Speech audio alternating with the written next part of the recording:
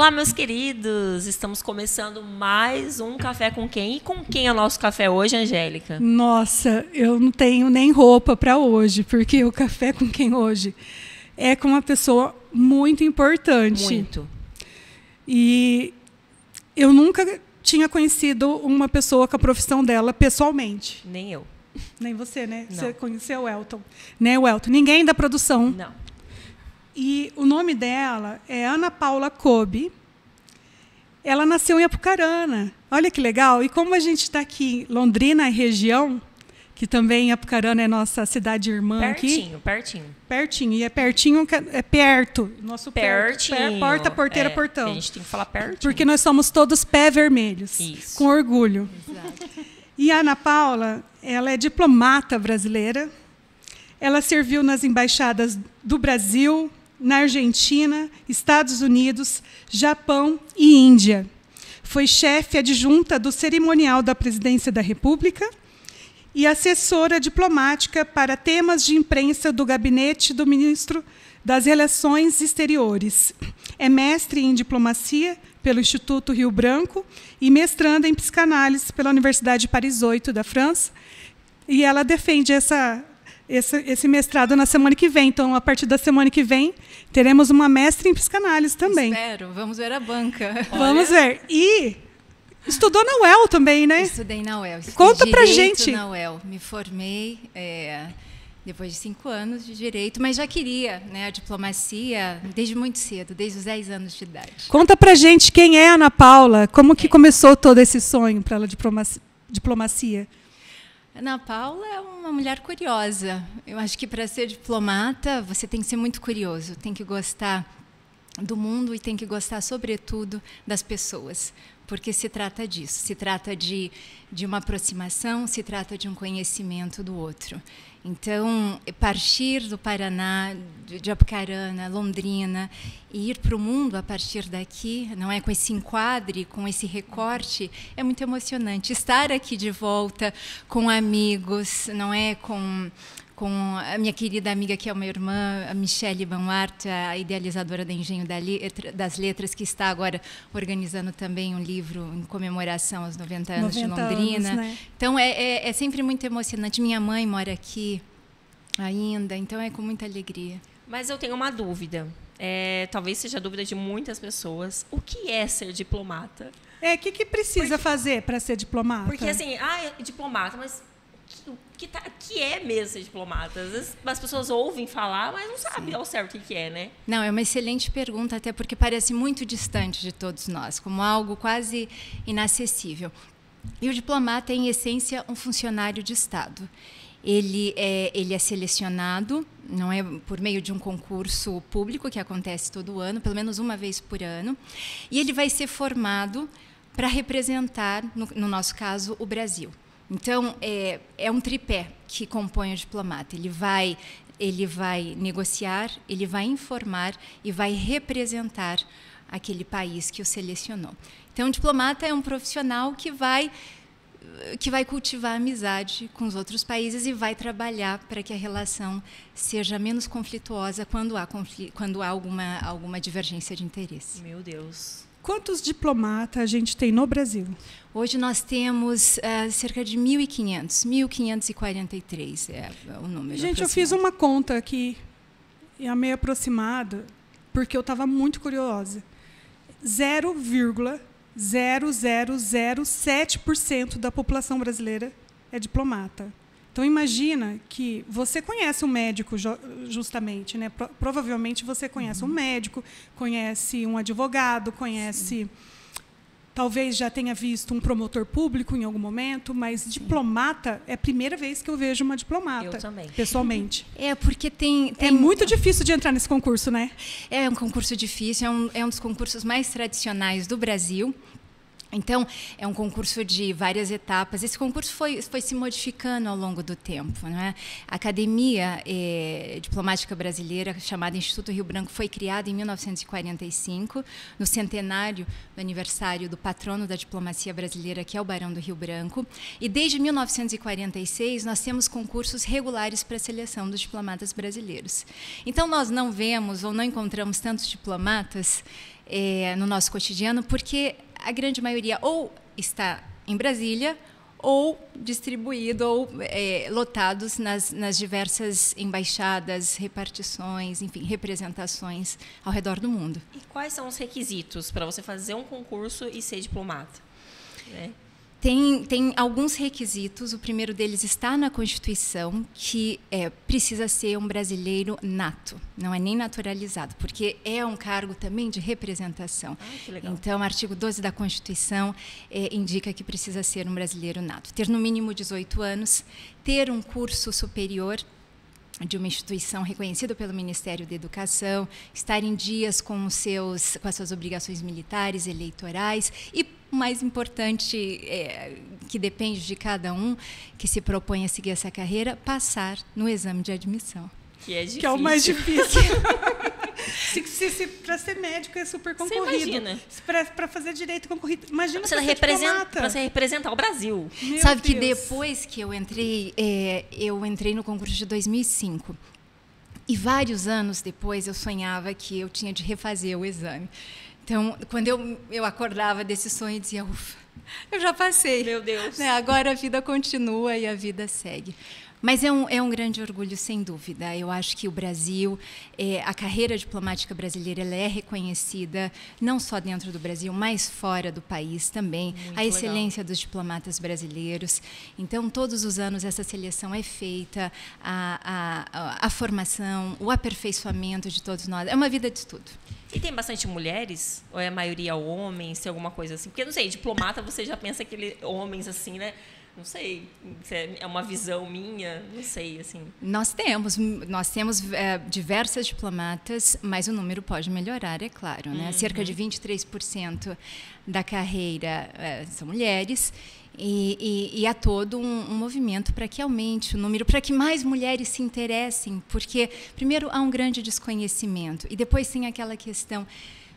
Vamos viajar pelo mundo, mudar de país a cada 3, 4, 2, 5 anos. Como que eu vou ter uma família mudando de país? Uma família?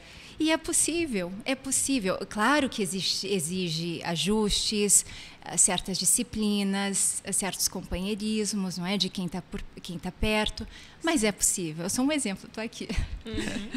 Eu fico perguntando assim, a uma pessoa que está lá ouvindo a gente, que está assistindo aí, e que está, nossa, como que eu faço para eu ser diplomata, né? Só que assim, mais do que isso, né? Porque eu antes de começar estava conversando com ela. Sim. Ela fala 5 línguas e está aprendendo mais 2. Então eu fiquei assim chocada. Eu com o meu inglês mais ou menos, com o meu francês bem, que para ser bom tem que melhorar, que para ser ruim tem que melhorar muito. Daí eu fico pensando assim, uma pessoa que está lá em casa, conta então um pouquinho como que foi sua vida, quando que despertou tudo isso, fica à vontade assim, para contar a sua história, claro. Porque daí a pessoa que está lá em casa, sim, ou que está no carro, ou indo embora do trabalho, ou que está ouvindo a gente em qualquer lugar, se despertar, não sei, temos jovens, temos pessoas de todas as idades, às vezes é o filho que tem vontade de ser, né? E tem um porém, ela comentou com a gente que com 9 anos ela se interessou pela diplomacia. Gente, como assim uma criança de 9 anos e eu queria já querer ser diplomata? Conta da professora, eu queria saber mais. Conta desde o início, vai. Desde a gente o início. quer saber. Eu acho que começa exatamente com alguém contando uma história sobre o que é a diplomacia, porque a diplomacia existe. Então, eu estudava aqui em Londrina, um colégio que não existe mais, o Colégio São Paulo, e uma professora chamada Gladys Tônia, que vinha do Rio de Janeiro, que, aliás, perdi o contato, adoraria revê-la. Ela tinha uma filha, Tatiana, que queria ser diplomata. Então, ela sempre falava da Tatiana, que queria ser diplomata, e como era difícil o concurso, e como a Tatiana estudava as línguas. E eu fui ficando fascinada com aquilo de estudar, de viajar, enfim, começou a me interessar, não é? Pouco tempo depois, a minha mãe faz uma viagem para fora do Brasil e tem contato, então, com um diplomata. Algo inusitado também, porque não é a coisa mais fácil do mundo. Comum, né? Não é comum. Nós estamos falando da década de 80, né?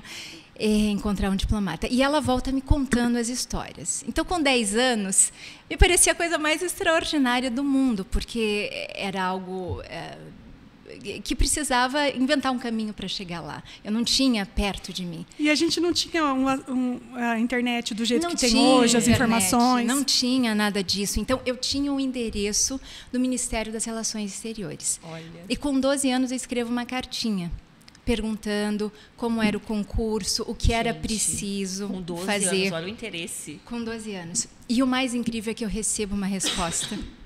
Eles responderam. Eles responderam. Eles responderam e chegou na minha casa, então, um envelope com o meu nome, que eu já achei extraordinário, chegar um envelope no meu nome, com 12 anos, Ministério das Relações Exteriores, com o guia de estudo para o concurso. E dentro desse envelope vinham vários cartões postais com fotos de Brasília, do próprio Instituto Rio Branco, cuja sede está então, na nossa capital. E aí começa, eu precisava estudar as línguas, comecei pelo inglês, depois pelo espanhol. Então, eu já gostava de estudar, eu tinha essa inclinação para os estudos e foi uma vida toda orientada para chegar até o momento do concurso. Então, precisava ainda ter o curso superior. Sim. Qual curso, o que estudar, né? O que escolher? Então, a maioria dos diplomatas vinha da área do direito. Da área do direito. Hoje nós já temos de todas as áreas, né? Eu estudei com médicos, inclusive, engenheiros, músicos, mas eu fui pelo caminho do direito. E não importa a faculdade? Não importa a faculdade, não importa, não tem mais um limite de idade também para o concurso, então, porque até um determinado momento havia um limite de 35 anos, mas hoje já não tem mais esse limite. Eu já teria passado do limite já. Não, faz tempo. Não, a carreira está aberta para todos. Você quer um cafezinho? Aceito. Vou pôr um cafezinho quando a gente vai papeando. E começo a estudar para o concurso já desde muito cedo, então na faculdade toda orientada, e chega o momento de fazer o concurso. Ai, meu Deus. E aí eu ainda estava cursando Direito, e fui fazer, como diziam na época, treineira. E aí eu fui passando. Passei na primeira fase, passei na prova de inglês, passei na prova de inglês. Sim. Obrigada. E aí chego na última fase do concurso, nem poderia assumir, porque ainda não tinha o curso superior, mas aí reprovo na prova de economia. Na prova de economia. Faltou 0,6. Tinha passado em todas as demais. Deus. Então, no ano seguinte, volta para fazer o concurso. E aí eu fico por uma questão na primeira fase. Por isso que é um concurso que é um projeto de médio a longo prazo. Então, essa segunda vez do concurso, eu já tinha acabado de terminar a faculdade e falava, já estou pronta, porque no outro concurso foi fácil, fui aprovada nas provas. E não, por um pequeno deslize, e aí no seguinte, pronto. Então daí você fez o primeiro que não poderia assumir, porque você não tinha feito ainda. No segundo você também não passou, e no terceiro você conseguiu. Foi no terceiro. Meu Deus. Então, para quem está mas nos só 2 que valia, né, gente? Para mim eu conto 2. Ela passou no segundo, o outro era treineira. Mas não é, isso é muito comum, e eu acho que muitas pessoas chegaram a desistir da carreira diplomática porque não passaram no primeiro concurso. E isso é um projeto de vida, não é só um projeto, eu vou fazer o concurso, vou trabalhar um pouquinho e, de repente, vou me dedicar. Pode acontecer isso também, mas, normalmente, é um projeto de vida, não é? E quanto mais você estuda, quanto mais bagagem você tem, mais isso te ajuda ao longo da carreira. Então, quanto mais línguas você sabe, quanto mais você leu de história, quanto mais você sabe ler, não é, o seu entorno, a história do seu país, de leitura. Um repertório. Então, é constante. Mas não importa, né? O importante é passar. Não importa se a pessoa fez 5, 6, 7... mas às vezes é necessário. É um rito de passagem, porque depois começa a formação dentro do Instituto Rio Branco. Durante um período de 2003, se eu não me engano, até 2010, o período de formação equivalia a um mestrado em diplomacia, foi a época em que eu entrei. Então, depois desse concurso, que é bastante exigente, todos os jovens terceiros secretários, que é o cargo inicial, né, como nós começamos a carreira, todos eles vão passar ainda por mais 1 ano e meio ou 2 anos de estudo. Sim. Então, vem mais um período para harmonizar um pouco os conhecimentos tem vários cargos, diversos. então, na diplomacia. Tem vários cargos. Você começa como terceiro secretário, depois ascende a segundo secretário, primeiro secretário, conselheiro, ministro de segunda classe e ministro de primeira classe, que equivale a embaixador quando assume um posto, sobretudo. E você agora é conselheira? Eu sou conselheira. Isso é uma carreira de 50 anos, né, aproximadamente. Quantos anos que você já está? Estou há 19 anos. 19 Meu anos. Deus, tão Há nova, 19 né? anos. Não, se dependesse dela, era a vida inteira, né? Porque desde uma... Mas ela é novinha, né? Sim. Perto de mim, porque eu sou mais velha aqui da mesa. Ai, Mas, olha, tem uma coisa muito interessante, né? Que, claro que a idade é algo que marca a vida e vai dando uma certa lógica temporal. Mas nessas viagens pelo mundo, nesses encontros, a gente vê que a idade é muito relativa, porque o que você precisa é ter uma juventude de espírito, uma curiosidade de explorar, de se aproximar, de desaprender tudo aquilo que você sabia para poder recomeçar com um novo repertório. Sim. E isso não tem tanto a ver, ou não tem nada a ver, em muitos casos, com a idade, né? Isso tem a ver com uma disposição para viver a vida e o encontro. Que legal, né? E fazer uma parte aqui que eu percebi que você falou da professora, né? Que você gostaria de reencontrar, né? Então, eu não sei se ela está em Londrina. Reencontrá-la. Se ela está em Londrina ainda? Gladstônia. Gladstônia. Ela era do Rio de Janeiro e veio para Londrina e tinha a filha Tatiana. Eu não me lembro do sobrenome então, dela. Se alguém conhece, gente, né? Envie esse vídeo para ela. Se alguém conhece, envia para o pessoal do Rio de Janeiro, envia para todo quanto é lugar, porque uma hora pode ser que chegue a Gladstone, quem sabe ela fica sabendo que a importância de a sementinha que ela plantou e que foi tão frutífera. Você nem né? chegou a falar com ela depois? Não, depois que terminei ali, era a terceira série, quarta série, talvez. Nossa, já pensou como que ela vai ficar feliz, né? Quinta série, Então é um sonho que nasce porque tem alguém que conta, tem alguém que fala, tem alguém que descreve essa dinâmica, né, do diplomata. Que legal. E quais... Eu falei aqui os países, mas qual que foi a experiência em cada um desses países? O que te marcou? Porque você ficou um tempo na Argentina, né? Começou pela Argentina? Comecei pela Argentina. Eu recebi um convite para cursar a Academia Diplomática com os diplomatas argentinos. Então, eu fiquei 1 ano estudando o que faz a formação dos diplomatas argentinos. E isso foi maravilhoso porque foi possível construir uma rede de amigos e de contatos. Hoje, em todos os países por onde eu andei, sempre encontrei alguém dessas turmas com as quais eu estudei. Foram 2 turmas.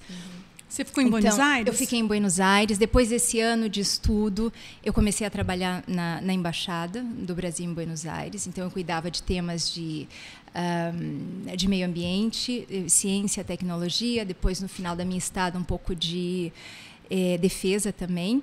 De lá, fui direto para a Índia, que é um universo totalmente inusitado, né? Riquíssimo. É um país onde há 22 línguas oficiais e mais de 1000 dialetos sendo falados a cada dia, com uma matriz cultural muito incrível. Mas essas línguas são todas oficiais? Não, né? Sim, são todas 22 línguas oficiais reconhecidas pela Constituição. Claro que tem o inglês, não é? Os ingleses estiveram por muito tempo na Índia, então deixaram um legado em diversas áreas e o inglês é uma dessas línguas. Você aprendeu a falar algum desses dialetos ou não? Não, agora voltando, porque logo estou voltando para a Índia. Nas próximas semanas eu volto para lá. A convite do embaixador, do nosso embaixador do Brasil, nosso atual embaixador do Brasil na Índia. Então, agora, pela segunda vez, eu tenho que estudar uma dessas línguas. Você fica bastante tempo quando você vai? Assim, depende, como que é? É uma média de... Depende da categoria do país, mas é uma média de 3 anos. Nossa, é bastante tempo. Sim. A gente conta em anos. Achei que você lá 3 meses. Não, são anos. Não, são 19 anos que ela já tem. Não, eu digo assim, para ficar em outros países, fica bastante tempo num país. Fica. Bastante. Depois ir para outro. É igual o padre, né? Muda de paróquia. Mudança mesmo. Nós colocamos tudo dentro de uma mala, de um container e vamos para outro lugar. Então, quando nós já estamos nos acostumando, já sabendo operar com os amigos, com os contatos, é preciso recomeçar. Sim. Por isso essa diversidade, ela é tão importante. Minha curiosidade, quais são esses 5 idiomas que você fala hoje? O português, o inglês, o espanhol, o francês, italiano, o japonês, que já se arrasta por anos estudando, porque é uma língua quase impossível. E agora o hindi, começando no básico do básico. Então já são hindi. 6 com o japonês, com o português, né? Contando... Mas, enfim, japonês e hindi é algo para a vida, para os próximos anos. Que legal. Porque nós trabalhamos com a língua, né? Inclusive o concurso, uma das provas mais difíceis é a de português, de língua portuguesa. Por quê? Porque é um instrumento de trabalho. Nós escrevemos todos os dias, nós fazemos sínteses de informações, e isso precisa ser muito claro, isso precisa ser padronizado. Então, o instrumento de aproximação, de decifração, de indicação das oportunidades é em português. Mas a gente precisa de outras línguas também, porque é no mundo que a gente trabalha. E você está fazendo agora um mestrado em psicanálise, né? Isso. E o que você encontra da psicanálise com a diplomacia? Qual que é o lugar comum dos dois? O que interage? O que tem em comum? O que você encontrou aí? Olha, de comum, é claro que a psicanálise e a diplomacia têm a experiência de linguagem, né? de fala, e de uma curiosidade, esse sentido de investigação, né? Na psicanálise é de uma ordem interna, íntima, subjetiva. Na diplomacia é uma decifração, é uma descoberta, uma pesquisa do mundo. Mas não dá para a gente pensar numa aplicação de uma coisa a outra. Não se trata disso, não é? Se trata, sim, de ver se há, no caso da diplomacia, algumas questões, algumas problemáticas que podem ser enriquecidas ou esclarecidas ou lidas de outra maneira por meio de outra disciplina, no caso, a psicanálise. Né? Eu sou muito apaixonada por psicanálise. É a terapia que eu utilizo para mim. A minha psicanalista, a minha psicóloga é psicanalista. Uhum. E eu gosto muito desse estudo, assim, que vai de Freud a Lacan. E é uma coisa que eu gosto de ler sobre, de me inteirar sobre.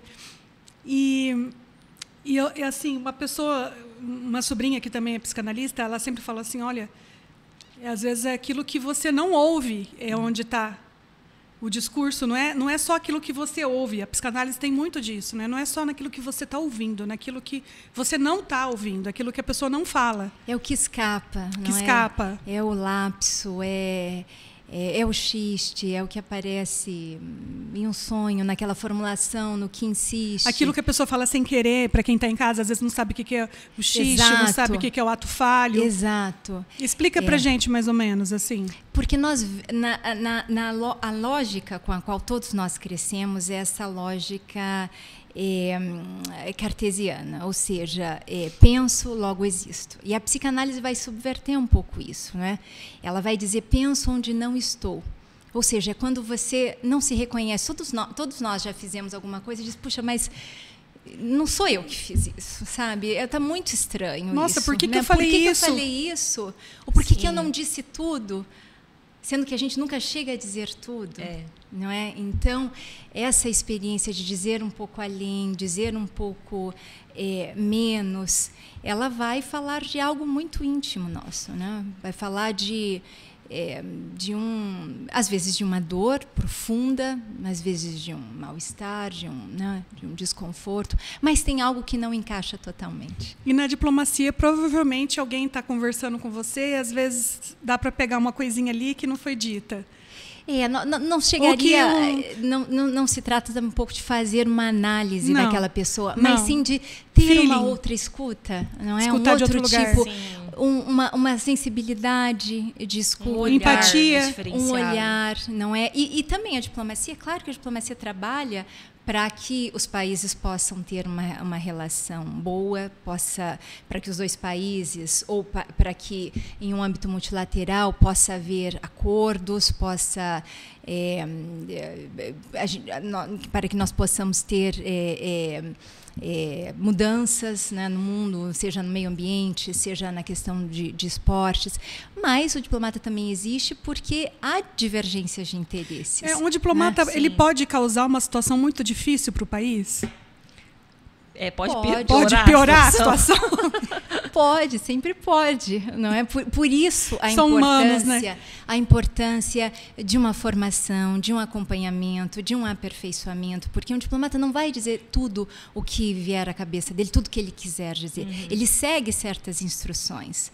Depois há uma certa latitude para que ele implemente essas instruções de uma maneira criativa, não é? Por isso que sempre há uma discussão, é uma ciência ou é uma arte? Você não consegue replicar uma certa ação diplomática em qualquer país, com todos os atores. É caso a caso. A diplomacia acontece só nas mesas, sim, ou nas reuniões ou num cafezinho também acontece diplomacia? Uma coisa mais light, né? Numa festa. Mais como que acontece? Como que é a vivência? O que vocês fazem? Não, assim? eu já imagino, antes dela falar, eu já até imagino. Imagino todo mundo lá você vestido por engravatados. Como é que fala? Red carpet. O red. Enroscou. Como que fala? O red carpet. Né? Red carpet. E eu imagino assim também, que seja aquela coisa bem formal. Né? Existe essa parte, claro, porque a recepção é quando você não vai direto ao ponto, diz, olha, o meu ponto de negociação é isso e a gente tem que chegar aqui. Você precisa dar um contorno, você faz uma volta, vai saber mais da outra pessoa para que ela se sinta também confortável. Então, nesse sentido, nós fazemos diplomacia o tempo todo. Não é? É por isso que é comum alguém dizer, fulano é diplomático, não é? Isso. Ele tem um talento para diplomata. Por quê? Porque negociar. Como que é? É negociar, interagir. É interagir, é você saber ouvir o outro, porque colher informação é você saber ouvir o outro, não é? Então existe essa parte da recepção, sim, mas existe também o trabalho diplomático de calça jeans e bota. Não é o período que eu trabalhei na presidência da República, também no cerimonial, viajando muito para o interior do Brasil, organizando eventos nos quais o presidente da República participaria. Era, muitas vezes, carro atolado na lama. É sigilo ou a gente pode saber com qual presidente você trabalhou? Não? Foi no governo anterior. Isso que eu ia perguntar. Tem alguma coisa a ver? Assim, muda presidente, você pode continuar sendo... Não, o presidente muda, o diplomata continua. Exato, o diplomata continua porque o diplomata é um funcionário de Estado. Ele não é um funcionário de governo. Sim, porque tem... muda o presidente, muda todo mundo, aquela coisa, todo ministro, não sei o que, não sei o que. Entra presidente, sai presidente, nossos diplomatas estão lá. Por isso que eles estão concursados, né?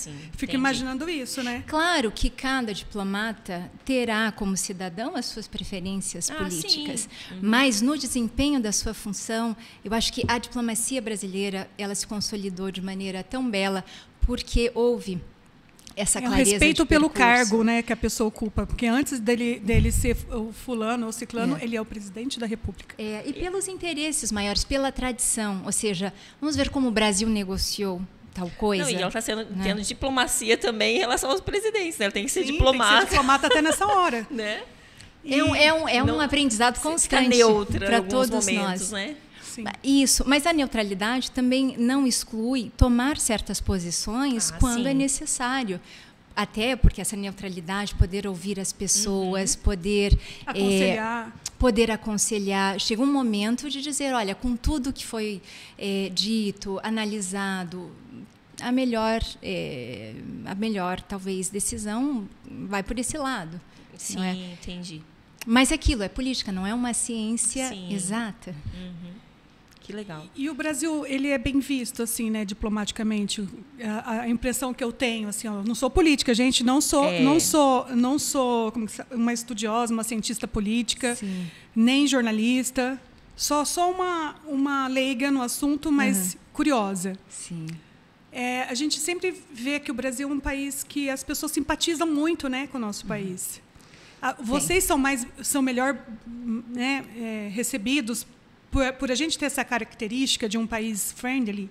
É um país que desperta curiosidade e alegria. Tem o futebol, tem a música, tem as praias, tem o samba, tem a comida, tem o estilo de vida brasileiro. Tem esse sorrisão no rosto. Tem o sorriso. Ajuda a ser linda, assim?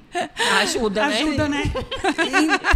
Então, isso vai abrindo as portas, ou seja, os elementos do Brasil já abrem portas. Agora, a tradição diplomática brasileira também abre muitas portas, ou seja, as diferentes gerações de diplomatas consolidaram uma estatura de negociação que é reconhecida, né, hoje em diversos âmbitos multilaterais, em diversas relações bilaterais, né? Multilaterais é quando a gente fala de organismos internacionais, como a ONU, né? Bilateral é quando dois países, o Brasil e a Argentina, o Brasil e a França, o Brasil e o Japão.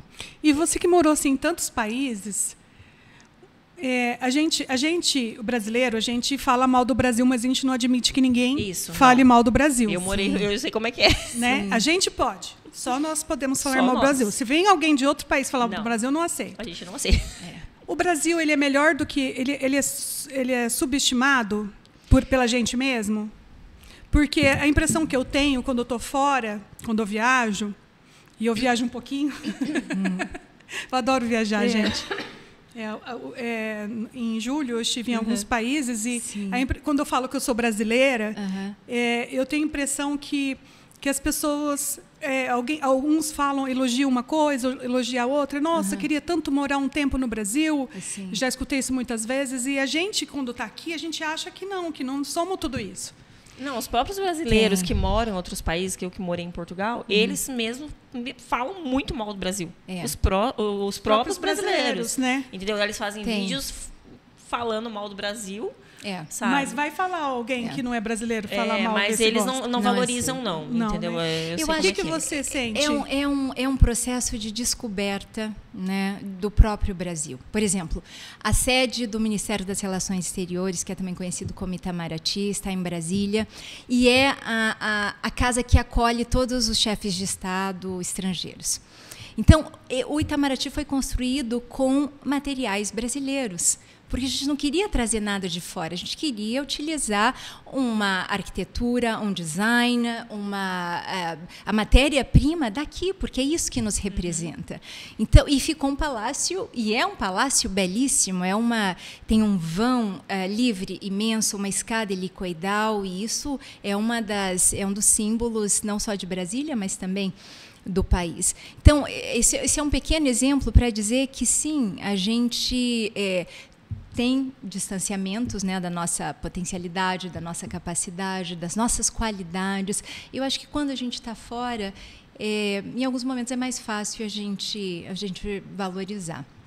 Mas eu também acho que não precisa ir para tão longe para ver as coisas boas. E ver onde há margem para melhora, porque sempre há, né? Depois que eu fui morar fora, que eu valorizei muitas coisas, assim, estando fora, sabe? Porque a gente não valoriza muita coisa mesmo.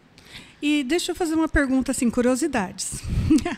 Não é todo dia que a gente tem uma diplomata aqui, tem que aproveitar. Nem em Londrina, nem perto da gente. Eu quero saber, o povo quer saber. O povo quer saber. Como que é? Vocês moram na embaixada ou eles disponibilizam uma casa fora da embaixada para vocês? E é bom? Tem coisa boa lá? O banheiro é bom? Curiosa mesmo. A cama é boa, o colchão é bom, quero saber tudo.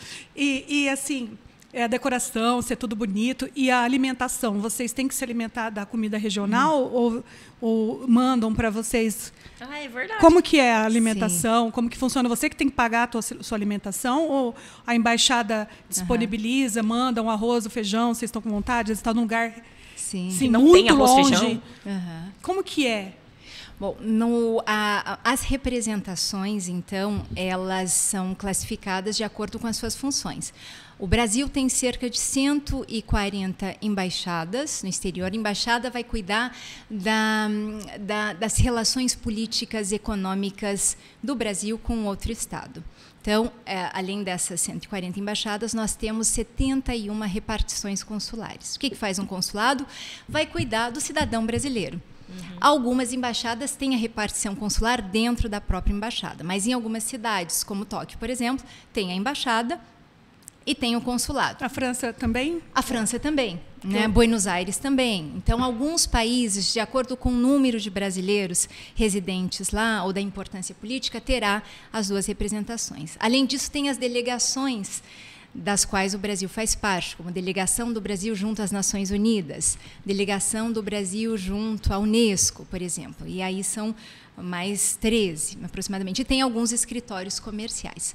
Então, os diplomatas trabalham nessas representações diplomáticas, consulares ou em delegações. Vão morar fora da embaixada, então vão escolher livremente a casa onde vão morar. E essa casa do diplomata é uma casa de recepção também, é uma casa porque tem esse pilar de representação. Então não é escolher uma casa, vou morar ali e vou ficar quietinho. Não, é uma casa para que você já é uma receba. casa destinada para o diplomata. Daí se troca o diplomata, aquela casa continua lá para o próximo diplomata. Tem a liberdade para escolher onde quer morar. Tá. E para comer também, ou seja, não chega a comida porque às vezes brasileira. Eu fico imaginando que às vezes os custos são muito altos. Mas aí o custo não é seu. Normalmente é o próprio Ministério das Relações Exteriores que vai custear, até porque tem uma diferença muito grande de aluguel em um país. É isso que eu fico pensando. Tóquio deve ser um aluguel muito caro. Sim, daí, depende do país. Porque a pessoa ganha, fica tudo em aluguel, né? Dependendo do... E o custo de vida também é na moeda local. Então, não é receber um salário em dólar, mas o gasto é proporcional ao país.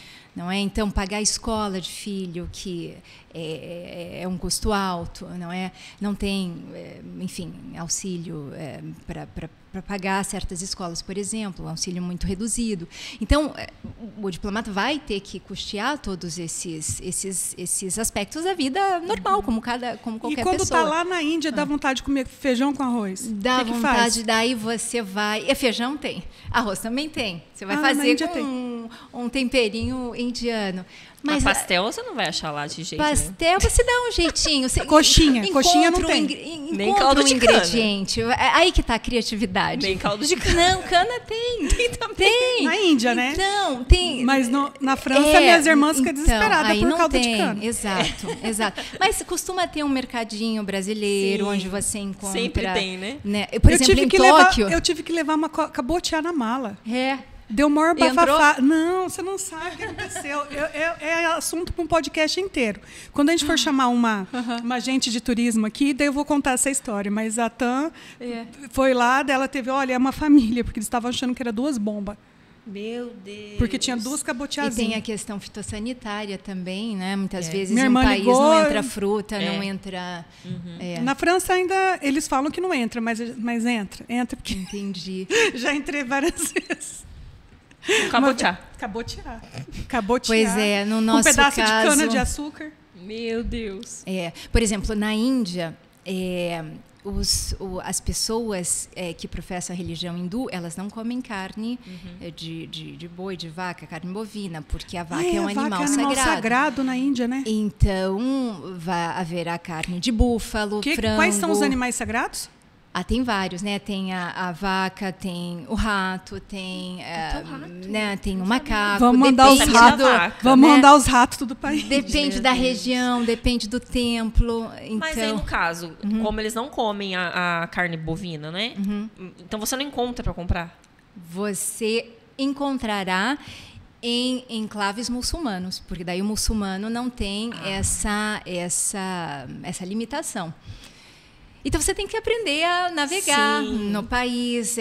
Se não tem arroz e feijão, vai ter o curry, vai ter vai ter a lentilha, vai ter o sushi, vai ter outras coisas. Eu, por exemplo, gosto de comer as comidas locais. No Japão, eu comia arroz e peixe de manhã. Na Índia, eu também gosto de comer a comida local, né, que tem a doça, que é uma espécie de crepe com batata dentro. Lembra o grec, ou não? O crepe com batata dentro? Lembra, mas é um crepe com uma massa crocante bem fininha.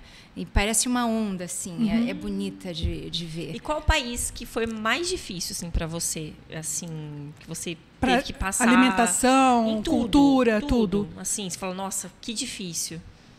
Eu acho que foi o mais difícil, foi o mais fascinante ao mesmo tempo, foi o Japão.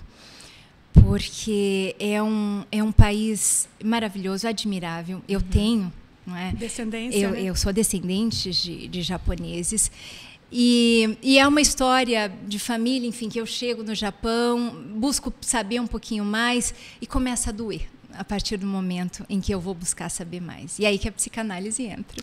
Vem falar de um curto-circuito que você está trabalhando, mas tem alguma coisa que você tem que viver naquele meio. Então, eu retomo essa busca. Foram anos extraordinários, viajar, você estar num lugar onde você não fala a língua, onde você entende frases, pedaços, fragmentos, não é? E não é só a língua, é a linguagem cultural.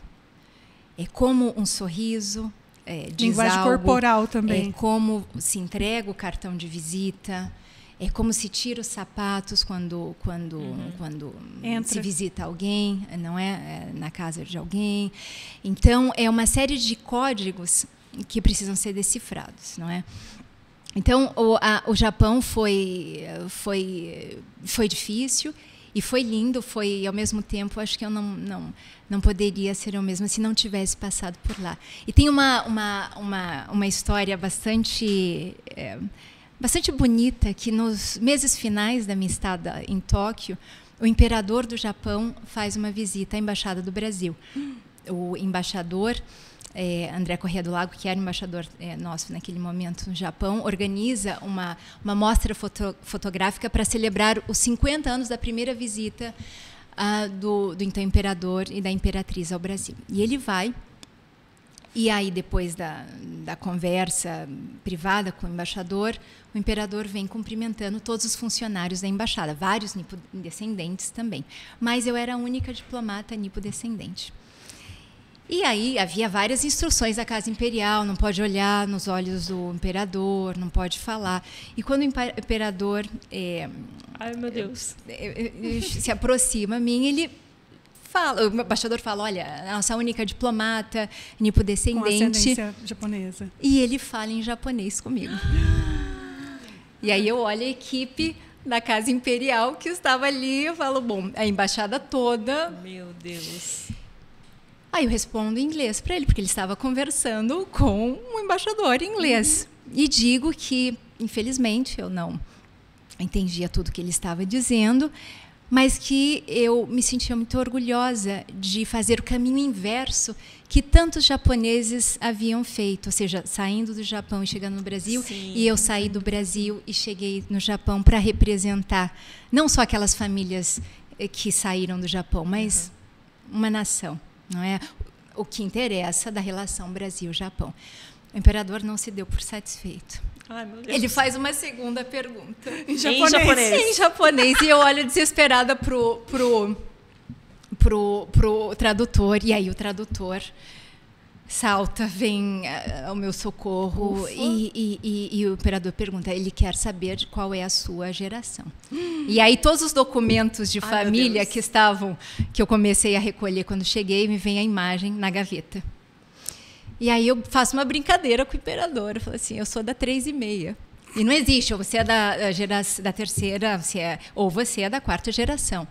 E aí o embaixador começa a rir, né, quebra um pouco o gelo, e aí a imperatriz vem, pega as minhas mãos, deseja muito sucesso, muita sorte. E claro que depois desse encontro eu vou atrás da minha família e encontro, que estavam lá no interior. Então, por essa e tantas outras histórias, o Japão foi, sem dúvida, Que legal, hein? Nossa, uma eu passagem... estou aqui emocionada. É.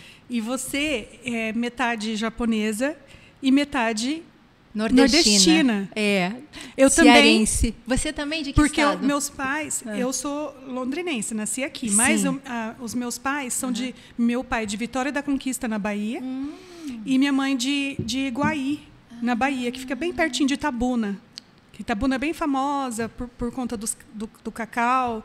E eles vieram e eles se casaram, se encontraram fugiram, na Bahia? Fugiram. Minha mãe estava em Vitória da Conquista quando eles fugiram. Sim.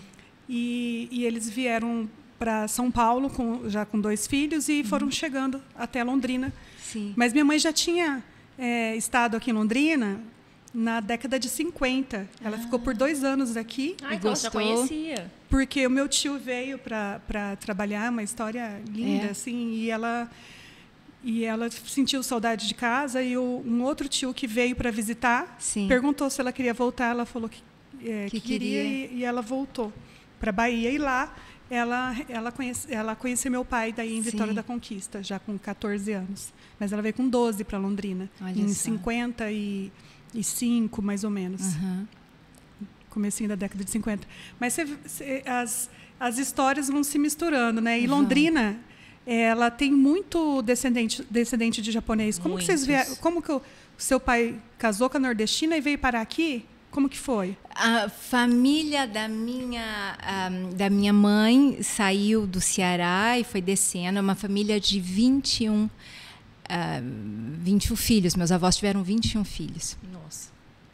Minha mãe é um desses. Então, foram descendo, chegaram a São Paulo. Depois, uma parte veio para o Paraná e meus pais se encontraram aqui. Nossa. Então, e daí você come sushi com farinha? Eu já comecei com 2 deslocamentos. Come sushi com farinha? Como sushi com farinha. Olha só, já tem um deslocamento do Japão para o Brasil. Sushi com cuscuz, né? Sushi com cuscuz. Olha aí, dá um podcast. Dá.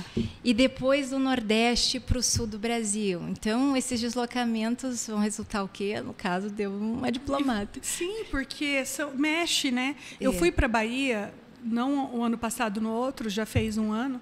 Eu fiz uma viagem de quase 20 dias para resgatar essa minha ancestralidade. Ah, que bonito. E eu me identifiquei com você porque quando você fala que mexeu com você, o Japão, a Bahia mexeu demais comigo. E quando eu voltei e eu adoeci. Foi? Eu ia já começar a escrever o meu livro, que eu retomei recentemente, e eu não conseguia, porque eu estava adoecida. Mexeu tanto, mas tanto com a minha estrutura, que eu não conseguia nem abrir para escrever. Eu não conseguia nem abrir o laptop para escrever. E o seu livro era sobre, né, a Bahia, não era? Sim. Eu estou retomando, inclusive a Michele. Já Nicione Michele, editora da Engenho das Letras. Engenho das Letras. E a gente já tem uma conversa encaminhada, enfim. Mas são histórias que precisam decantar, elas precisam de um tempo para crescer. Precisa digerir tudo aquilo. Para que a gente consiga ouvi-la. A gente falava de escuta, né? De alguns outros modos. Então, por isso são histórias de vida, não é? Não são histórias de um episódio. Elas são histórias que atravessam não só a cada um de nós, mas as diversas gerações que nos precedem e que virão. Não sei se vai ser uma pergunta invasiva, mas eu não perguntei se você é casada. Eu sou casada. Porque eu fiquei na dúvida em relação à família, né? A família vai junto. Ai, meu Deus, como que funciona? Para todo mundo, né? assim, no geral, e se você puder falar. Porque eu falei, vai que é invasivo perguntar se a pessoa é casada, né? Desse jeito, com certeza. Daí eu falei, vou perguntar. É um tema. Por falta de oportunidade, não foi. É um tema, né? Porque aquilo, ou você vai ter um amor em cada porto, ou você vai ter alguém que te acompanha ao longo da vida, com desafios, porque o cônjuge nem sempre vai conseguir um trabalho. Né? A mulher ou o marido vai conseguir trabalhar num país. E, às vezes, nem tem acordo que permita que o cônjuge trabalhe no exterior. E, no meu caso, eu fui noiva 3 vezes. e acabei escapando, ou as histórias não deram certo, e conheci um diplomata simplesmente maravilhoso. Ele é diplomata Marcos, também. E sou casada com Marcos. Marcos, enfim, é um companheiro de não só de caminhada diplomática, mas de vida, de sensibilidade do olhar. Eu acho que é o grande presente, eu tenho certeza, é o grande presente que eu recebi nessa carreira diplomática, foi o encontro com esse vocês homem. dois têm aí o mesmo foco, né? Hoje, eu lembro que eu tive gente, eu conheci ela antes do Pod. E foi um prazer. E eu lembro a gente conversando e falando sobre como que antigamente tinha que escolher. Sim. Se fosse a esposa e o marido diplomata, um dos dois tinha que abrir mão da profissão. E hoje acho que não é mais assim, né? E antigamente, como que era? As mulheres que tinham que abrir mão, a maioria das vezes, acaba sendo, né? Porque a gente vive numa sociedade mais patriarcal. E então, às vezes, o homem acaba prevalecendo. É o provedor, né? E hoje mudou isso, né? Como que conta para nós, assim, para quem não entende como que funciona. Até nas repartições públicas também acho que devia ser assim, né? Não poder trabalhar no mesmo lugar, né?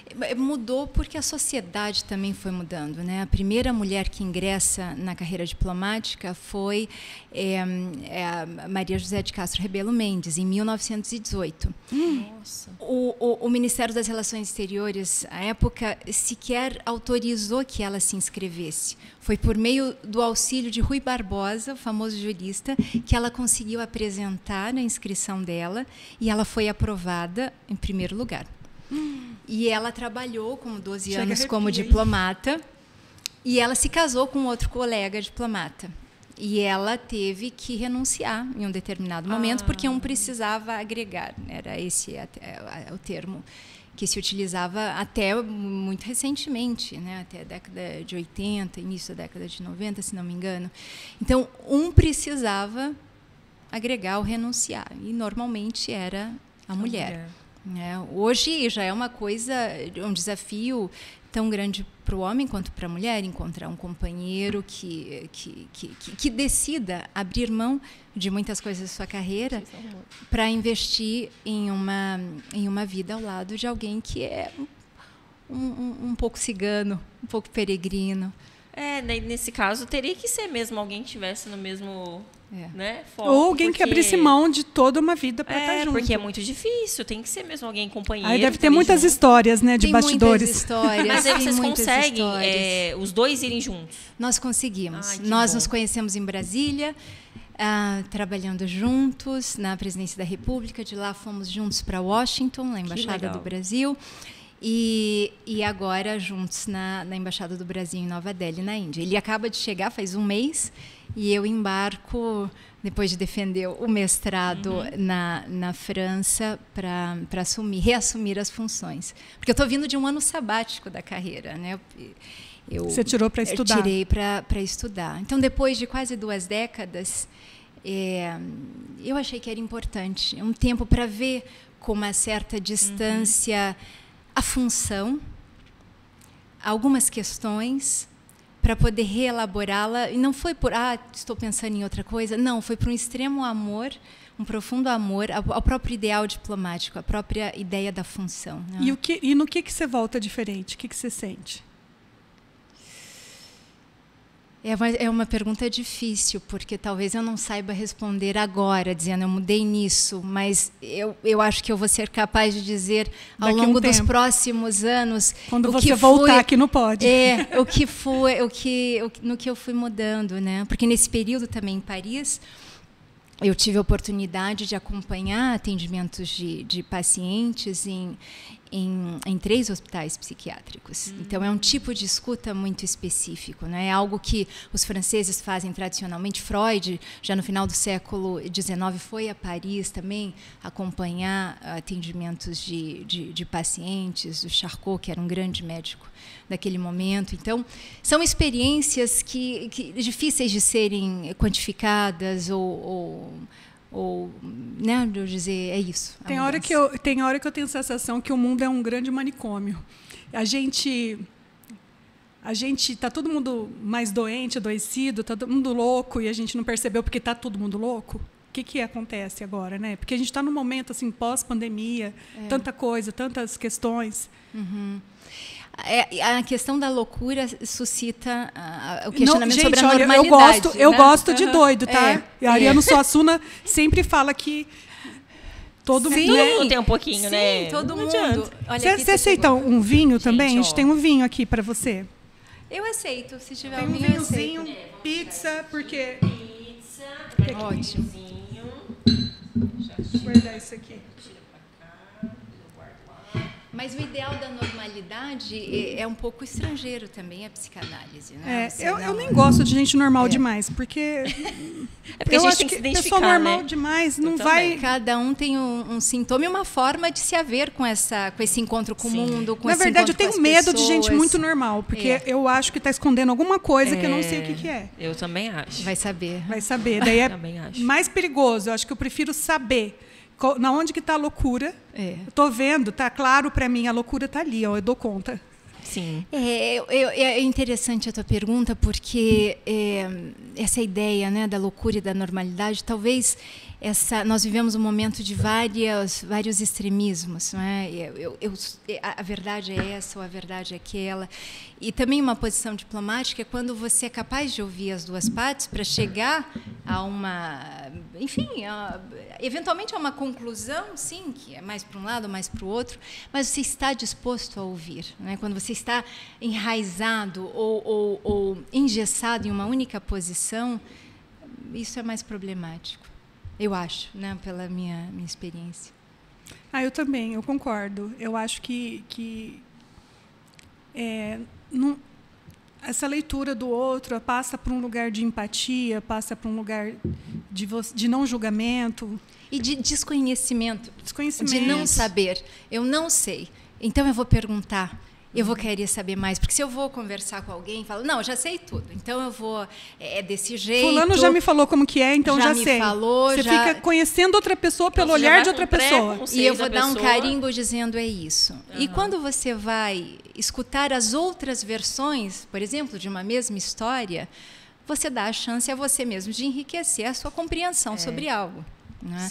Mas é um exercício diário, porque dá trabalho fazer isso também. Né? Porque não é tudo monocromático, né? É uma diversidade de cores. A gente lê o outro, tá nos nuances, nos detalhes, e às vezes a gente tem um olhar muito apressado sobre o outro. Sim. E fica difícil, assim, porque daí você... também, né, em tipo, eu olho para a Catra, já decidi o que ela é e não estou disposta nem a ouvir. Sim. Exato. E também aí a experiência da psicanálise é interessante, porque na conversa cotidiana, né, na conversa mais natural que nós temos com os nossos conhecidos, com os nossos amigos, alguém começa a falar de alguma coisa e daqui a pouco o outro fala, eu também. Então o outro nem termina de contar a história e a outra pessoa já está contando a história dela, né? Então é um momento de escutar como é que foi a sua experiência com isso que você está relatando, né? Não é sobrepor. Então eu acho que isso também é muito útil na própria experiência diplomática. Eu sempre leio o vinho, né? Você lê? Então lê. Agora é um Angélica Zapata, gente, de 2019, Malbec Alto. Você foi especial hoje, hein? É porque eu sou muito Aparecida e ela é uma diplomata, eu não podia trazer qualquer coisa. Entendi. E agora eu vou trocar os papéis. Agora eu vou ser entrevistadora. O que vocês sabiam, o que vocês conheciam sobre a diplomacia? E como é que vocês acham que a diplomacia impacta a nossa vida, a vida de todos nós aqui? Olha, eu vou ser bem sincera, assim, eu sabia muito pouco, né? Até quando você chegou aqui, meu marido falou, né? Ai, nossa, nem esperava, né, que fosse uma mulher jovem, né? Mas na minha mente, estava esperando uma senhorinha. Na minha mente, eu tinha... Então, diplomata traz isso, é uma certa idade já. Sim. Tá. E também eu tinha essa noção, né, que tem alguma coisa relacionada com a diplomacia com outros países, mas eu não sabia, né, a fundo como você explicou aqui, como acontece, né? Então eu sabia muito pouco. Inclusive foi por isso que eu perguntei o que é ser diplomata, porque eu tenho certeza que muita gente não deve saber como é que Até quinta-feira passada eu não sabia nada. Então. Absolutamente. Eu sabia, assim, que existe. Mas como é o trabalho? Nada. Né? Então, e essa pouco. foi uma pergunta que eu acabei não respondendo. Como é que é o trabalho? Então, numa embaixada ou no consulado? Porque é diferente. Ó, tem uma pizzinha aqui pra gente. Vamos fazer um brinde. Vamos fazer um brinde. Quase derrubei. Na embaixada, uma embaixada, ela... Não derrubou, não. Aqui, Só um pouquinho. tá. Nossa, Cátia, você não sabe servir. A Cátia não sabe servir vinho, gente. Não sei. Tá despedida, Cátia. Eu que servi das últimas vezes, sabe? Né? Não bem Mas nada. é que eu sou desastrada. Eu sou muito desastrada. Não, você não é. Vamos Você fazer um só brinde antes dela Vamos. terminar de falar sobre... Vamos brindar aos encontros. Aos encontros. As amizades Ao e as aprendizado. surpresas. Né? Isso. Que Que delícia. delícia. Não, falamos juntos. Muito bom. Vou pegar no verde. Ai, ai. Tá. no verde, Por favor, produção, pega um O Cátria papel ali, Amada. porque eu derrubei Olha, aqui. o nome dela é Cátria, então eu chamo ela de Cátria Cátria Amada. Amada. Salve, Na salve, escola. Brasil. É. Na escola, todas as crianças cantavam a Cátria Amada. Mas é um idolatrada, nome salve, bonito. Qual é a origem dele? Então, é russo. Russo. É o que Cotiveres, Sim, né? sim, é verdade. A minha avó... É. Na verdade, assim, a família da minha avó tem tanto Fala da o seu Rússia nome inteiro, só pra ela como dar a risada. Ucrânia. É Kátria Katiusi, que é Cotiveres. Aí Cantone, porque eu casei, Daí né? casou com um um cara com italiano. sobrenome. E na escola, como é que era? Era difícil, era assim... A Assim, eu professora- aprendi a soletrar desde muito pequenininha, né? Eu tive que aprender a soletrar meu nome, porque todo mundo sempre falava errado meu nome. Mas isso não te magoava ou te magoava? Sim, por um Magoava. período, sim. Demorou para eu aceitar meu nome e gostar dele, né? Mas ainda... Porque falavam... Ai, pátria, na hora do hino nacional, porque a gente cantava o hino nacional, né? Toda semana. Sim. Eles ficavam Cátria amada, idolatrada, sabe? Então, assim, eu sofria. Que era um elogio a você. Mas aí eu ficava incomodada, mas depois eu aceitei, eu gosto do meu nome. Aham. E aí minha avó, ela tem, assim, tanto o parentesco da Ucrânia e da Rússia também. Sim. Né?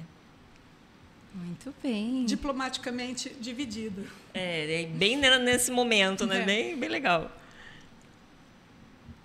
Você estava falando da função. Isso. Falando da organização do trabalho, não é? Como é que uma embaixada funciona?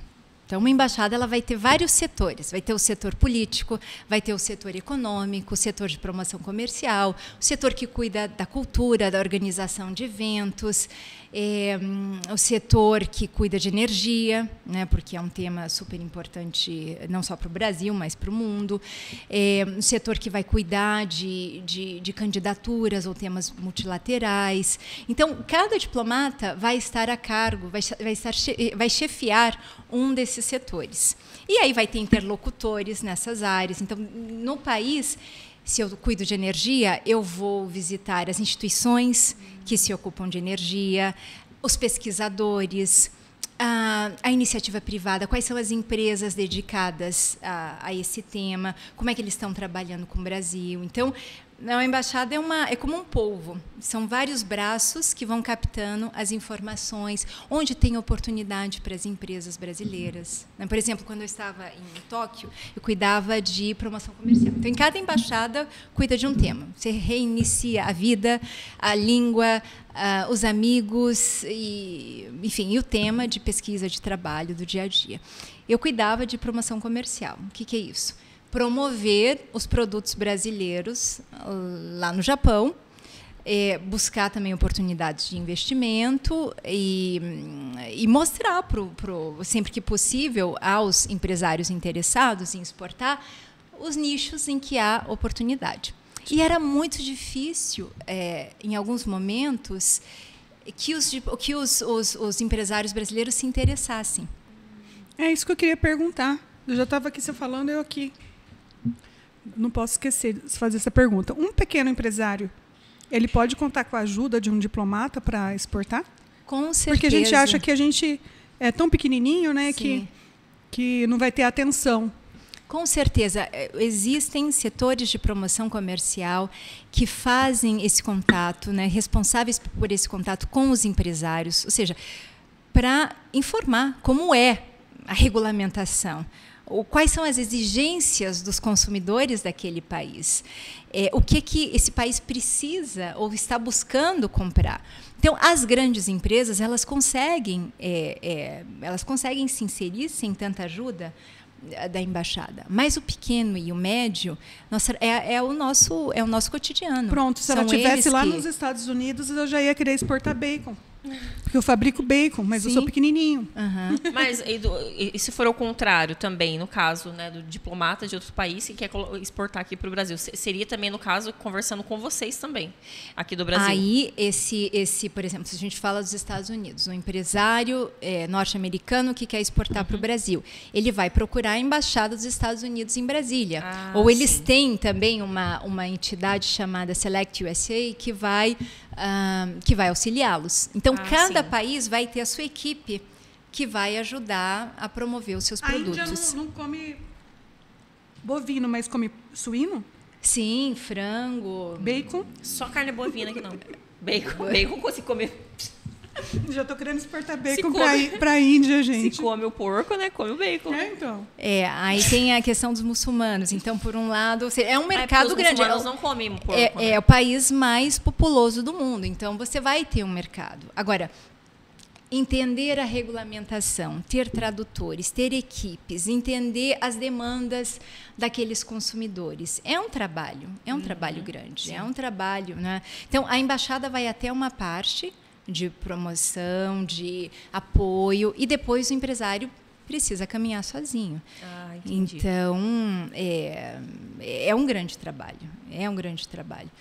Mas a embaixada está lá. Nós desejamos, sim, promover. Inclusive, em diversas ocasiões, os funcionários que vinham, né, para o Brasil traziam uma mala para ir ao supermercado, levar os produtos que, os produtos eram potencialmente promissores. Precisa de sistema de inspeção federal. Sim. Mas para exportação, daí tem que ter um sistema de inspeção federal mais específico ainda. E isso dá bastante trabalho, né, essa burocracia toda. Né? Sim, e cada país tem uma legislação própria. Então, e aí é outro trabalho, né? Conhecer toda a legislação de cada país. E de aprender, não é? Porque também o diplomata e a equipe não está lá, sei tudo. Cada demanda é uma oportunidade de aprendermos mais, porque cada um chega com um tipo de produto, chega com um tipo de experiência, não é? Algumas empresas já atuam em alguns mercados externos, outras não. Então, é um aprendizado constante. Nossa, é muito interessante, né, Cátia? Você imaginava que a diplomacia abrangia tanto? Não. Eu não tinha noção nenhuma. E, por exemplo, se a gente pensa na pandemia, né, a diplomacia na nossa vida. Então, a negociação da compra de vacinas, de insumos, de equipamentos, não é? A negociação da abertura ou do fechamento das fronteiras, tudo isso passa por uma dimensão diplomática, passa por uma dimensão de política externa, né? Os alunos brasileiros que vão estudar no exterior, sim, há acordos entre as universidades, acordo para reconhecimento, validação desses diplomas, os empresários, dos quais nós já falamos. Então tem toda uma dimensão. Que legal. É muito maior do que a gente imagina. Muito. E a gente acha que o mais difícil é o concurso. Mas é uma história de vida. Começa ali. O concurso, ele é essencial. O concurso já... Começa ali. O concurso já seleciona. Já está e depois seleciona de novo quando a pessoa percebe. Eu acho que quando ela faz a escolha, ela já sabe. Mas uma coisa é saber, outra coisa é viver. Uma outra coisa é viver. E o concurso te dá um passaporte para uma descoberta ainda maior. Tá, só por curiosidade, quantos países você conhece? Olha, a última vez que eu fiz essas contas, eu acho que estava em 86, Uau. 87, por aí. Quantos países que a gente tem no mundo reconhecido? Reconhecidos são 203, se eu não me engano, tem que ver a contagem da ONU. Meu Deus. Conhece lá 12, 13 países, já acha que é a última bolacha do pacote. Mas conhecer é uma palavra muito forte. Porque o quanto a gente conhece do Brasil? A gente Visitar estava falando, é uma coisa, né? Conhecer é outra. De tantas regiões, de tantas línguas. Então, eu posso ter uma experiência. Eu posso falar da experiência que eu tive em um determinado país. Agora, dizer eu conheço, Gente, é outra coisa. E qual foi a experiência mais, assim, que você falou, meu Deus, não acredito que eu consegui, que eu vim, ou que eu visitei, ou que de lugar, tanto de beleza quanto de cultura, não importa. Tem alguns países que já pelo nome já fascinam e já intrigam, né? O Butão, por exemplo, que é um país próximo à Índia, é um país, uma pequena joia no meio das montanhas, não é? Nossa, férias também, é uma viagem pelo Tibete, pela Coreia do Norte. Então, é uma pesquisa de campo. Sim. Ai, meu Deus, tem tanta curiosidade da Coreia do Norte. Sim. Porque, assim, eu não sei, como que para pessoa... Porque o brasileiro é o seguinte, falou, não pode, a gente quer ir. Exatamente. E a gente sabe que é super rigoroso, né? E como que precisa de uma licença especial para entrar? Como que funciona? Eu tenho essa dúvida. Deixa eu só dar uma parte aqui. Dorameiras. Quem assistiu aí Pousando no Amor? Ó, ela foi para a Coreia, ela viu o Capitão Ri pessoalmente. Ó. Não é para qualquer uma, não. Sim. Eu visitei primeiro a Coreia do Sul. Uma experiência, alguns amigos estavam morando lá, fui visitá-los, enfim. E aí eu queria visitar a Coreia do Norte. Então, foi preciso viajar até Pequim, porque o voo saía da China. Quando eu chego, foi uma viagem que eu fiz sozinha. Quando eu chego em Pyongyang, os meus 2 guias e o meu motorista já esperavam no aeroporto. E a primeira coisa que eles pedem ali mesmo no aeroporto é o meu passaporte. Então, são 10 dias aproximadamente que eu passei no país, sem passaporte, sem internet, sem telefone. Sério? Sim. Gente, isso pra mim parece uma coisa assim, tipo 007. Não, eu morro sem celular. Mas eu não fui em missão oficial, eu fui como turista. Como turista. Eu fui de férias. Ela estava de férias. Mas eles pegam o celular... Não, celular não. É que não tem sinal de internet. Não tem sinal, filha. Você pode ficar com o seu celular. Que não vale de nada. Eu tive liberdade para tirar fotos do que eu queria. Pode. Né? Eu pedi para que eles me levassem também para fora de Pyongyang para ver outras coisas. Então, eu acho que é isso. Frio? Tá com frio? Não, eu tô bem. Tá bem? Então bem. tá bom. Tá tudo certo, produção. Eles estavam preocupados se você estava com frio. Não, eu tô bem. Ele tava perguntando. Vocês estão bem? Tô bem, tô ótima. É que deu até um quentinho agora que eu tomei o vinho deu. Eu vou até devagar, porque a última vez, né? Não, é assim, para quem não sabe o que é dorameira, que eu falei, mandei um beijo aqui para as dorameira. Dorameira é quem gosta de dorama. Dorama, K-drama e dorama. K-drama. Que está no auge agora. Está no auge. Tem no Netflix, tem tudo quanto é plataforma. Sabia que eu nunca assisti nenhum dorama? Não, você tem que assistir Pousando no Amor. Eu nunca assisti nenhum dorama. Pousando no Amor, o Capitão Ri, ele é da América do Norte. E a Serri é da América do Norte. O Capitão Ri é da Coreia do Norte. E a Serri, o Capitão Ri é o nosso protagonista masculino. E a Serri é a nossa mocinha. E ela pega um balão que leva ela, com um ventaval lá, leva ela para a Coreia do Norte, lá para a zona desmilitarizada. E lá é o Capitão Ri que encontra ela caindo lá da árvore com um balão. Foi por acaso. Por um acaso, um acidente meteorológico. Assim, E o Capitão Ri é lindo, e ela é linda. E ele se apaixona. Se apaixona. Você não sabe, eles se apaixonaram na vida real. Se casaram, têm um filho. Olha que legal. É Todo lindo. Mundo fala para eu não assistir, senão eu nunca mais vou querer parar de assistir. Então, K-drama é porque é coreano, é um drama coreano. E dorama serve para todos os doramas orientais, japonês, chinês, os próprios doramas coreanos. Mas eu estou numa vibe muito K-drama. Eu estou assistindo tudo quanto é. E veja, Maria Angélica, isso é pura diplomacia. Porque quando você imaginou que ia estar assistindo uma série Exatamente. da Coreia, E isso se transforma em um referencial de beleza, de amor, de romance, de moda, de viagem, eventualmente, de férias. Tem até filtro no TikTok de coreano. Para você fazer com o seu marido. Não, tal, TikTok. Virar um coreano, TikTok ia estar aqui no Brasil se não Você fosse acredita? diplomacia? A gente não ia poder ter acesso ao TikTok se não fosse a diplomacia. TikTok é chinês, não é? Não sei. Não? Nos Acho que Estados é. Unidos? Não, TikTok? Acho que não. Eu Bom, acho não que sei. Não é norte-americano. Mas, enfim, eu falo assim, nessa influência toda. É um padrão de beleza diferente. O padrão E de tá beleza todo coreano, mundo a pele, apaixonado, tudo. viu? As mulheradas tudo apaixonadas pelos Todo coreanos. mundo quer os produtos. Eu quero já os produtos de beleza que elas usam lá. E as mulheres querem os coreanos. Eu Tá conheço. fazendo sucesso. Então, Muito. muito.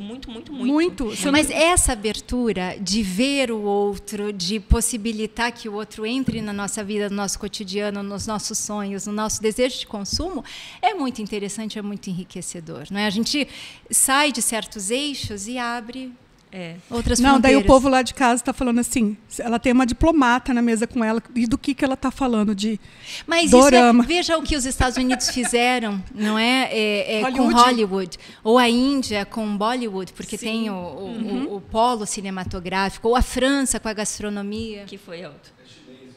É chinês, ele Obrigada, pesquisou produção. chinês. Obrigada, produção. Então, isso tudo é o que eles chamam de soft power, que é o poder suave que fica. Porque tudo quanto é filme de Hollywood que se passa no Vietnã, quem sai de herói são os americanos. O Rambo é a prova disso, né? Sempre tem um que ficou prisioneiro e o Rambo vai lá salvar. Então, até quando os Estados Unidos perde uma guerra, ele consegue achar um jeito de colocar eles como protagonista da história. Porque eles estão contando a versão. Porque né? eles têm a narrativa. É. E agora a gente vê que os coreanos também estão tendo essa liberdade de ter uma narrativa com as plataformas que todo mundo tem acesso. E aí vem a pergunta, Todo mundo né? não, O né? que é que o Brasil também exporta de cultura, de moda, de tendência, de inovação, não é? Porque os diplomatas tentam sair do estereótipo e mostrar que a gente não é só carnaval. O Brasil urbano, o Brasil da grande arquitetura, o Brasil das grandes produções, os grandes eventos como nós tivemos. Mas você que está sempre assim, né, com outras Da música, da culturas, né, com outras culturas, você não percebe que os outros países acham que o Brasil é só samba, futebol, favela? Eu digo assim, porque eu passei por isso, assim, várias pessoas falam, ai, samba, sabe, assim, e não é só isso. E acham que a mulher brasileira é objeto. objeto. Mas, assim, está mudando isso com a internet, com acesso à informação? O que você vê? O que você sente? Eu acho que depende do círculo, não é? No qual a gente vai ouvir esses comentários sobre o Brasil. Sim. Existem, claro, desconhecimentos profundos sobre o que é o Brasil, sobre a diversidade. Há outros meios onde há mais informações. Mas eu acho que quando nós estamos diante de uma situação como essa, aí vem o lado diplomático de cada um de nós. Eu acho que a gente não pode perder a oportunidade de esclarecer, de mostrar que há outras coisas, que há algo diferente, há um Brasil também urbano, um Brasil tecnológico, um Brasil empreendedor. É isso o nosso dia a dia, o nosso cotidiano é fazer isso, é subverter um pouco as expectativas, né, para o lado bom. Mas você não acha que a mídia ajuda nisso? Porque lá reforça fora... esse tipo de estereótipo. Lá fora mostra muito, só esse tipo de notícia. Por exemplo, você chega lá, vai ver uma notícia, só notícia ruim do Brasil. Você não vê notícia boa. Eles têm medo, às vezes. Né? Essa parte legal que você está falando, as pessoas não têm essa visão. Porque a mídia... Meu Deus, só. Mas a gente também faz algumas piadinhas de vez em quando, né? Falaram para mim assim, cuidado, tem muito pickpocket lá na Itália, tem muito... Em Milão tá cheio de... E tá mesmo. Cheio de pickpocket em Milão, cheio de... batedorzinho de carteira. Em Milão, em Paris, em tudo... Nossa, mas dessa vez... como Paris estava tendo as Olimpíadas, estava bem tranquilo lá na Champs-Élysées. Tinha bastante policial. Né? Tinha muito policiamento dessa vez. Mas lá na Itália, em Milão, tinha muito pickpocket. Muito. É batedor de carteira. Daí eu falei assim, gente, eu moro no Brasil. Mas agora... a gente já está acostumada a andar... Sim, mas agora... segurando o celular, guardando o celular. Exatamente, porque a mídia está trazendo lá de fora, o pickpocket viralizou. Na Inglaterra também tinha bastante. Sabendo agora que tem o pickpocket, mas ninguém sabia. Entendeu? Tem uma visão dos países europeus idealizada, que são maravilhosos. Desafios tem em todos os lugares, né? Maiores ou menores, diferentes ou mais parecidos com os nossos, mas os desafios existem. Minha irmã rolou com um batedorzinho de carteira. Isso nem era época de pickpocket, assim. Logo que ela foi para a França, ela foi em 2006, 2007. Mas eu também dei ela estava com a bolsa e ela estava com uma roupa branca. Na bolsa dela estava o passaporte e estava o salário do mês. A hora que ele veio para pegar a bolsa dela, ela puxou, ele caiu da bicicleta, ele estava de bicicleta, rolou com ele, bateu nele. Bateu. Ele montou na bicicleta, saiu correndo e falou, aqui é Brasil! Eu falei a mesma coisa, né? Aqui é Brasil, quando vieram. Isso aqui é Brasil. Vai me pegar, vai me roubar, assim, não. Porque, assim, a diferença é que, principalmente nas vilas, nas pequenas mairies, que a gente... pequenas prefeituras, que lá, diferente aqui do Brasil, aqui as prefeituras geralmente são um pouco maiores. E lá na França, na Île-de-France, que é aquele que fica em volta, em torno de Paris. Paris, se a gente for comparar, é quase o centro de Londrina, um pouco maior que o centro de Londrina, que sim, a região aqui, né? Porque se você for pegar do Cincão até a Zona Sul, você já passou Paris, porque não é tão grande quanto as pessoas imaginam. Né? Então, às vezes, pouquinha coisa já saiu de dentro de Paris, você acha que você ainda está em Paris. Sim. Então, ela morava nos arredores, assim, bem próximo. Um trem de 20 minutos já estava, meia hora, já estava no centro de Paris. Então, assim, não é muita arma de fogo. Era mais no corpo a corpo e um canivete, alguma coisa assim. Arma branca. Arma branca, que eles chamam. Não sei como que se chama. Arma de fogo, diferente da arma de fogo. Mas hoje, acho que mudou um pouco, né? Não é mais... Até aqui a violência também mudou. E como que é a violência nesses lugares que você já passou? Você também sente que a violência mudou?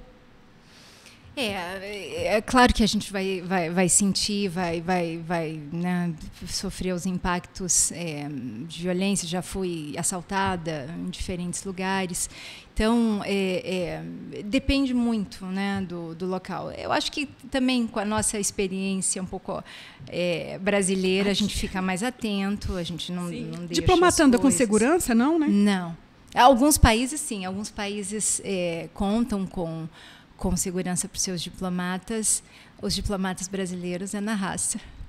Já está no sangue, a gente já sabe se defender. Aqui é Brasil, né? Minha irmã, aqui é Brasil, deu uma banana para ele. Mas a gente já tem noção. E o povo querendo ajudar ela, daqui a pouco eu falei assim, Margarete, mais um pouquinho, o povo estava torcendo pro trombadinha. Porque você desceu o cacete do menino. Sim.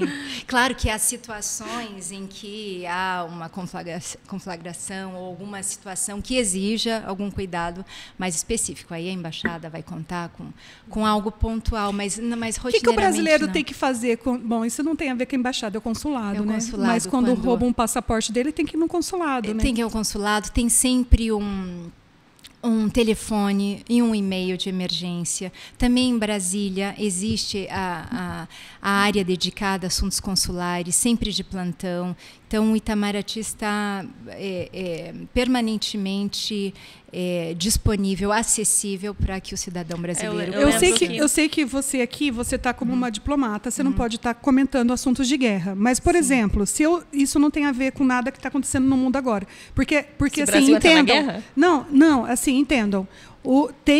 Na diplomacia tem uma pessoa para cada coisa, inclusive o diplomata certo para estar falando de determinado assunto. Para a gente não criar um conflito aqui internacional. Não é o caso. Mas eu falo assim, se eu estou na Inglaterra e a Inglaterra entra em guerra, ou acontece alguma coisa, que cai uma bomba lá. Eu, como cidadã brasileira, eu tenho que correr para a embaixada para tentar voltar para casa? Entrar em contato imediato. Por exemplo, no início da guerra na Ucrânia. Deus, alguém liga. Alguém nos chama. É a nossa próxima convidada. Peraí, deixa eu até ver. Desculpa, gente. Faz parte, gente. Faz parte.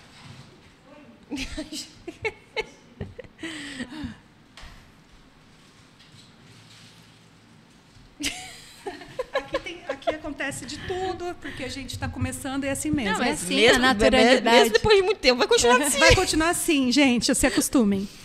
Então, que eu faço? Porque, assim, olha só como que é a cabeça da pessoa. Quando eu chego num país, principalmente se eu estou assim, meio insegura, eu quero saber onde que é a embaixada. Eu quero olhar no Google onde que é a embaixada, quanto tempo que eu estou na embaixada. Eu sou meio neurótica com isso. Sim, não, mas isso é muito bom, isso é muito útil, porque se acontecer alguma coisa, você sabe o contato, não é? Você sabe que tem um ponto de apoio do Brasil ali para você. Então, às vezes pode não ser nenhuma guerra, mas igual a pandemia. Várias pessoas pediram para voltar, tal, né?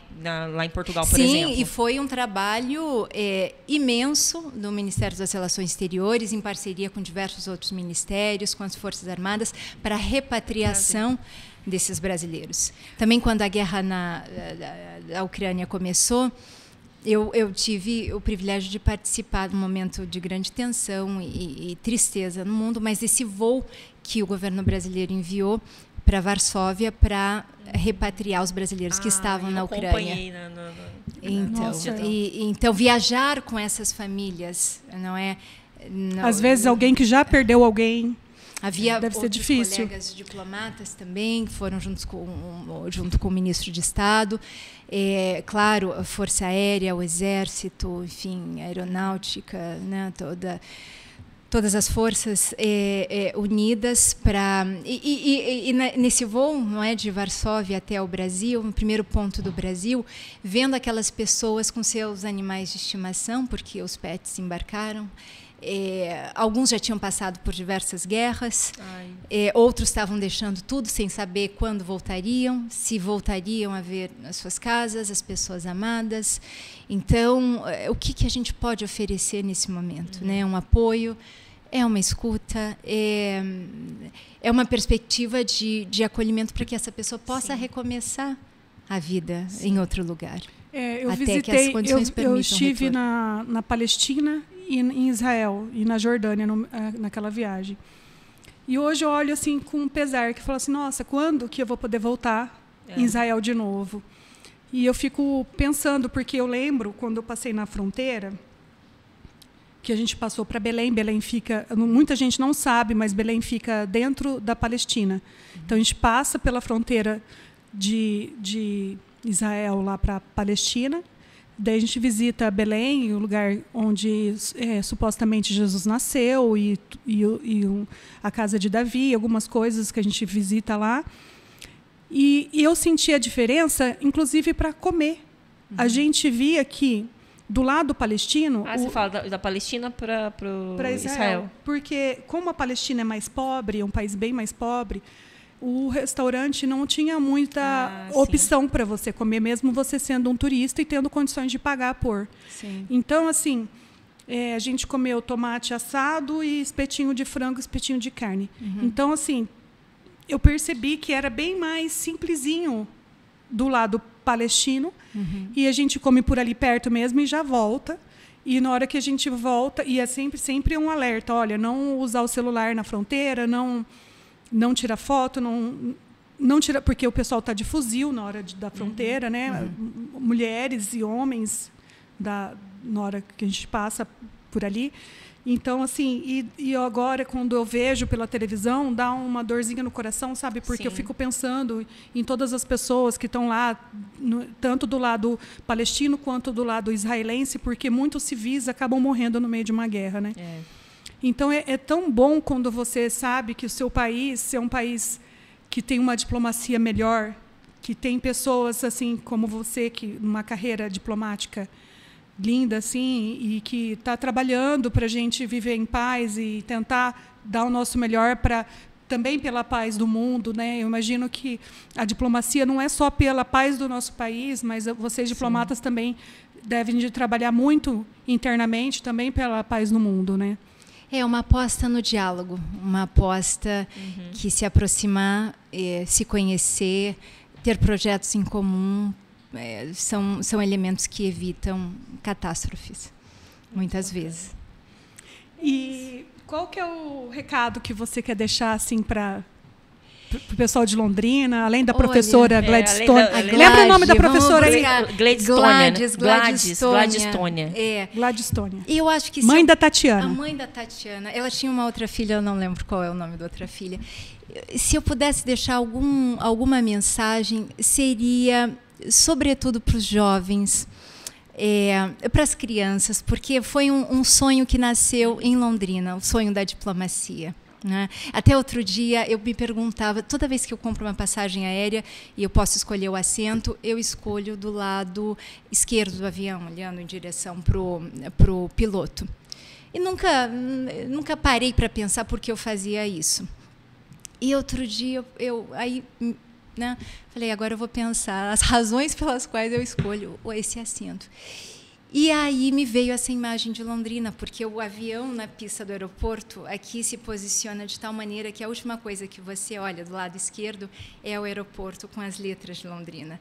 Então, é uma espécie de sobreposição dessa imagem que eu acabo levando para o mundo. Então, para as crianças, a mensagem, né? Para as crianças, para os jovens que pensam hoje em uma carreira. E para os professores também, né? Professores porque foi uma professora que sobre isso, os professores da escola, os professores da universidade, não é? Existe uma carreira de Estado que aposta no diálogo, que aposta na aproximação entre os países, que aposta na cooperação e mesmo em momentos difíceis eles estão, né, os funcionários do serviço exterior estão trabalhando para que haja a possibilidade de, enfim, uma solução, um desfecho amigável e favorável para todos. Muito legal, amei. Muito legal, também amei. Então é possível sonhar. As cartinhas para o Ministério das Relações Exteriores pedindo. Hoje já não precisa, agora porque tem o site. Tem o site do Instituto Rio Branco, com todas as informações. As inscrições para o concurso desse ano terminaram há pouco, as provas começarão já na próxima semana, concurso de 2 fases. E aberto a todos os cidadãos brasileiros natos. Muito legal. A gente, né, não pode deixar de agradecer, né, por você ter vindo aqui, né? Foi uma honra para nós. Uma honra, meu pai. Uma alegria para mim. Nossa, aprender tanto, assim, sobre isso que a gente, igual eu falei, é uma coisa tão distante da gente, né, Angélica? Distante da nossa realidade, né? Mas está mais perto do que a gente imagina. Pois é. As viagens todas, as séries. Foi uma professora que disse para mim uma vez: você é inteligente. E eu ocupei esse lugar. Então, muitas vezes... Pra você ver como que faz a diferença, né? O professor ele faz muita diferença na vida de um aluno. Sim. Então, se você está ouvindo a gente, você é um professor, olha a diferença que essa professora fez na vida da Ana. E quanta diferença você pode fazer na vida dos seus alunos também. Às vezes não é para ser diplomata, mas para ser uma outra coisa. Dá um lugar para esse aluno, mesmo aquele bagunceiro e falador igual eu. Mas é isso. Falar sobre uma diversidade de coisas, porque a criança, o jovem, o adolescente, o adulto, o jovem, ele vai ter a possibilidade de escolha. Quando ele sabe poucas coisas sobre as opções dele, é mais difícil. Mas a partir do momento que ele sabe que as coisas existem, ele pode se preparar. Porque, no fundo, é isso. Qual é a minha preparação? Qual é a minha caminhada para poder fazer uma diferença, não só na minha vida, na minha existência, mas também de quem está perto de mim. Um beijo para vocês que estão aí. Muito e obrigada. Até a próxima com mais... Nossa, vai vir muita coisa boa, hein? Vai, aguardem. Olha, eu tô até arrepiada, porque hoje eu tive uma confirmação assim que eu já sabia, né, que ela viria essa semana, porque a gente está gravando para ir postando, mas tem uma pessoa muito especial que vai vir essa semana que tá dando assim, ó... Aguardem. Aguardem. Acho que vocês vão ficar felizes. E a gente vai ter muita coisa que é para vocês. E eu e a Cátria, a gente está muito feliz de estar aqui. A gente vai cometer muitos erros. E estamos mas a gente aprendendo, está né? feliz de estar aqui aprendendo e estar junto aqui nessa. Então, para quem perguntou se a gente está ensaiando nossas bobeiras, não, sai naturalmente. Nós somos bobas mesmo, naturalmente. Um beijo, gente. Até a próxima. Beijo.